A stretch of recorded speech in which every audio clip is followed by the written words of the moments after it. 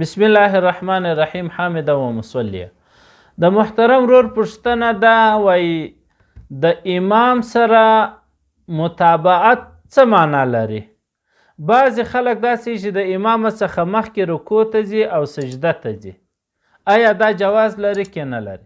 محترمه، د امام متابعت دا معنا لري چې امام کم رکن کوي په هغې کې به ته شرکت ورسره کوي.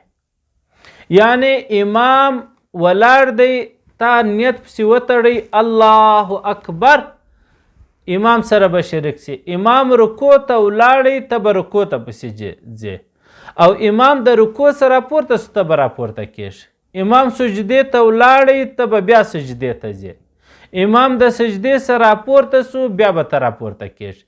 بعضې خلک دا کوي د امام مخکې یا د رکوع سره راپورته سي یا د سجدې سره راپورته سي. محترمه، دا جواز نه لري.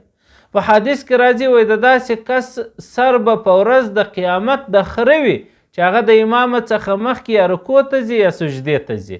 نو محترمو، باید د امام متابعت په صحیح طریقه باندې وکړو. صحابه فرمایي چې موږ کله دا وعید واورېدی چې کله به تکبیر خلاص رکوع ته به امام ولاړی، بیا به موږ رکوع ته پسې تللو، چې بیا به سمع الله لمن حمده ربنا لک الحمد وایه، موږ به پسې راپورته کېدو. چې داسې نه، خدا نه خواسته موږ د دغه وعید مصداق وګرځېږو.